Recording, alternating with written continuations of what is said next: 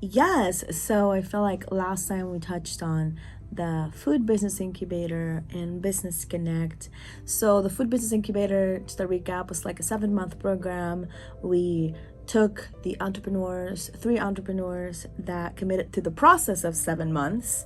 Um, for a journey of education, of applied knowledge, of actually working in their business, working in the commissary kitchen, getting out there, working on their marketing, branding, messaging, and actually working on a lot of the mindset blocks that they encountered throughout this journey, and also what prevented them from pursuing a business before. And the graduation happened in August, mid-August, and it was amazing. It was wonderful. They are out. One is a catering business. Two are multi-event businesses. And the reason why I say that is because they had to get a multi-event permit with Clark County in order to attend fairs, in order to attend markets. And one of them is a catering business. One of them is a Mexican and American breakfast business. The other one is authentic Mexican cuisine from Puebla, which I haven't tried anything from Puebla. I hadn't tried anything from Puebla until she came into the picture, and it's been amazing food. And Shona has a catering business, and she does fusion. She has been wowing people with her food, with her products. And right now they're in markets. Shona has been catering weddings, luncheons. She catered an event for Latinas last month. And she's been just getting out there, out of her comfort zone, networking, making deals.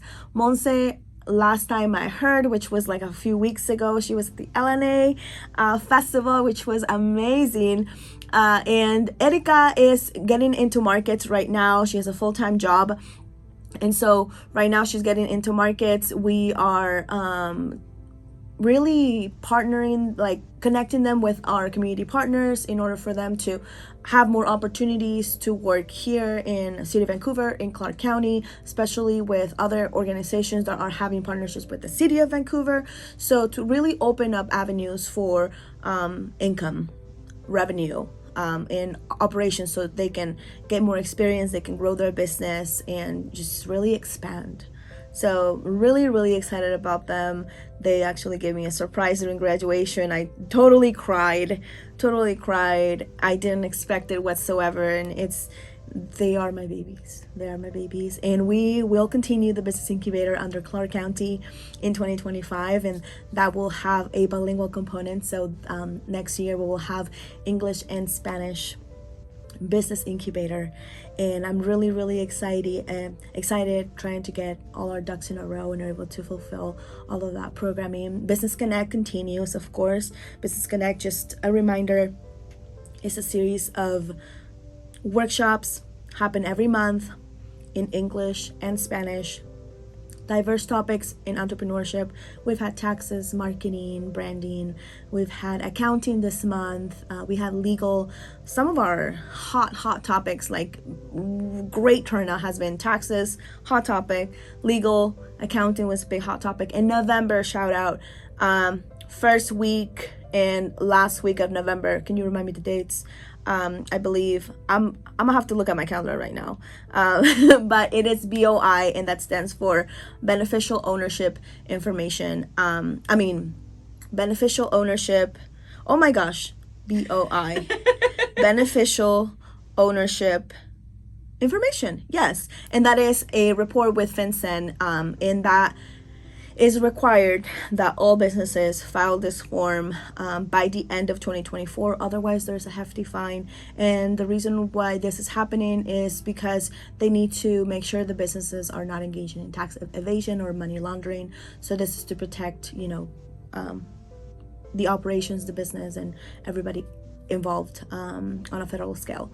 So we are offering a workshop in English and Spanish.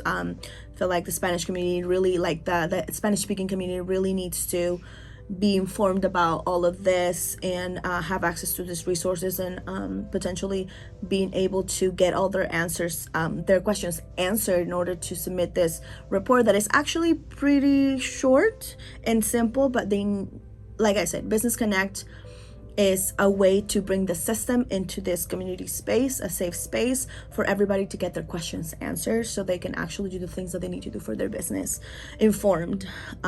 So yeah, November will be BOI, and then we'll launch, have a few topics coming up next year. I'm really excited. I can't really speak on them because, getting all my ducks in a row.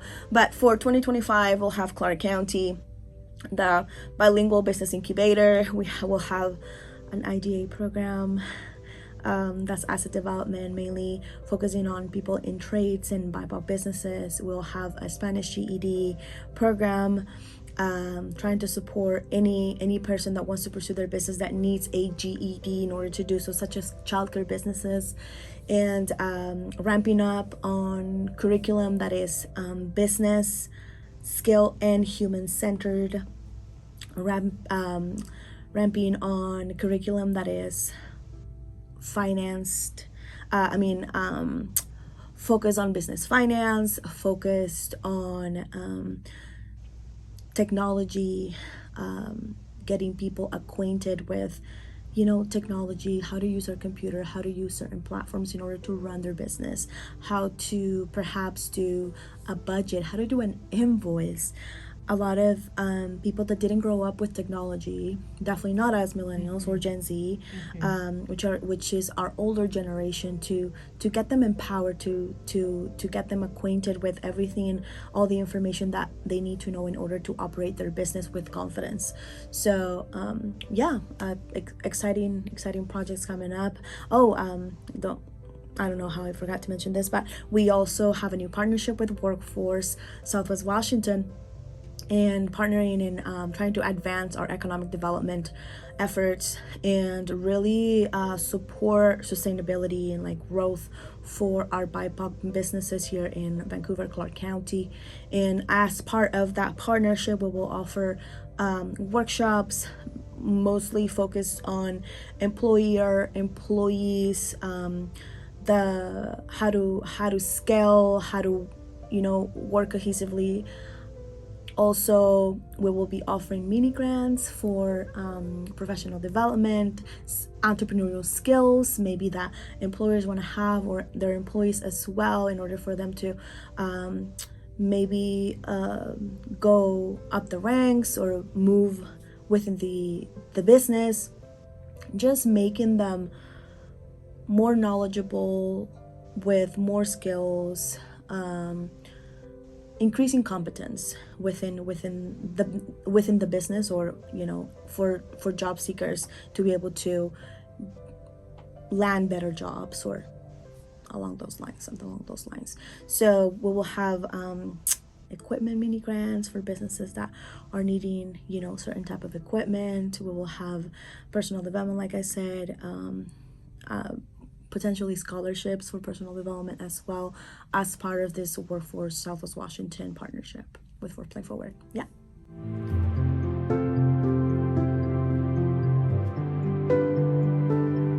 I was so excited about that one, that workshop.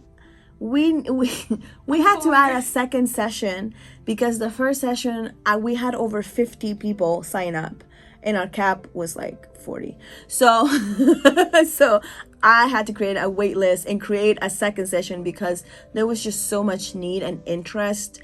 And this is the thing, Business Connect only exists because of y'all, because of the people that come, the people that see value in it, the people that want more of these events to happen. And this I ask every single time at every single workshop, tell me what you want to see, tell me what you're struggling with, and I will bring it to you. I will bring the system to you. Story time.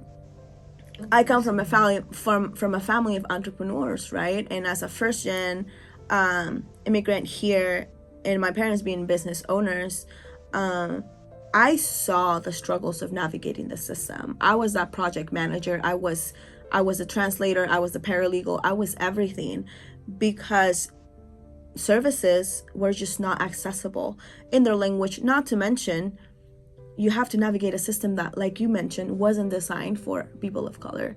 And so that is the whole point of Business Connect. Is like, you don't have to navigate the system. We can bring the system to you. And yes, you're going to learn to navigate the system, but at least you're coming to get your needs addressed for something that's specific to your business in order to grow it. And you're going to be educated, and you're going to be informed in a safe space, and you're going to have the opportunity to ask as many questions as you possibly can within the time that we have together, right? Because out in the world, there are just so many options. There's so many things that people get analysis paralysis. They don't know where to start. Sometimes they start at the wrong step, and they invest so much money and resources when maybe you didn't need to do that. And so that's why we create Business Connect, and Business Grants was one of the topics that nobody's ever addressed. Business grants, and there are grants out there for a lot of businesses depending on their business model and what their services are, and it's free money. That you don't have to get out loans or be asking family members, or just really struggle to fund your business. Sometimes there are a lot of business grants out there that you just don't even know how to find, how to research, how to apply. And if you look at them, they're just so scary.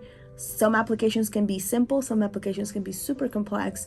And the way it was broken down, the feedback was amazing, how it was broken down. And then at the end, I always get this feedback. It was like a free consultation for business grants, free consultation for accounting, free consultation for tax or legal, that you would have a regular business owner, that starting business owner, maybe a little bit growing business owner, would have taken so much time to research to find someone that maybe is a good fit, that they trust, because it's your business, it's money. You have to trust some people with that, a lot of people, in order to it's an investment that you're making. So the fact that we can bring organizations, community partners, or small business owners that work with community already into this space, that we trust, to put in front of our community, our entrepreneurs here, is just amazing for me. And I hope that it is as amazing for the entrepreneurs that come into this space.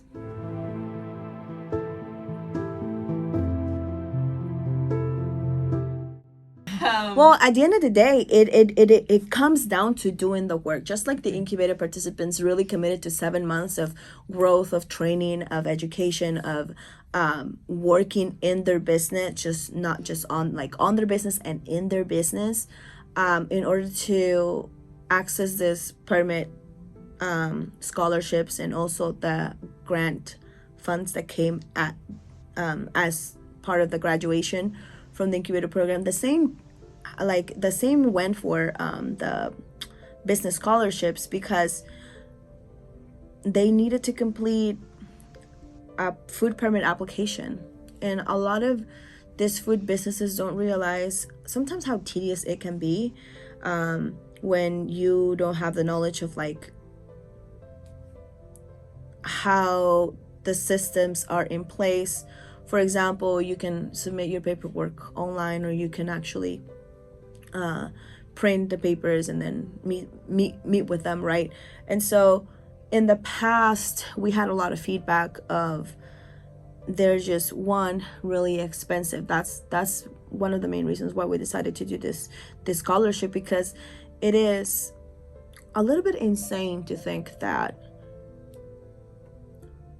economically disadvantaged populations that want to start a food business have to, on top of investing on everything that is required for their business in order to launch it, in order to fulfill operations or marketing or anything like that, they have to pay permits that, depending on their business type, it could be upwards of $3,000. that's not an equitable practice to have prices like that for economically disadvantaged and to make them compliant. So this is how this scholarship came to be. We definitely are engaging in conversations with the different parties that maybe can do something about this to make it a little bit more equitable. We cannot treat everybody the same. That's the point. That's the whole point of equity.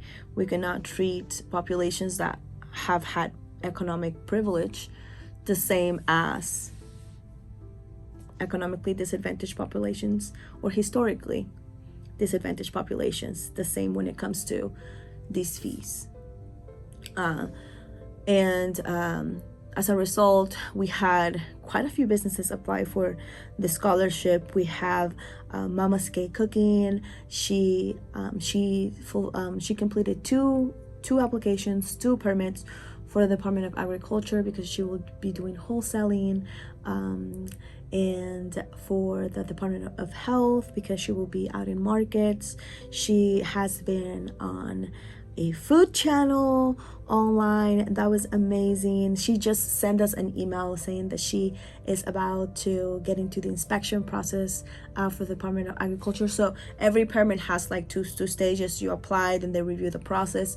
Some of them will go through an inspection and then they will approve it. So because there are like 2 different departments, Department of Agriculture through Washington, and then the Department of Health through Clark County.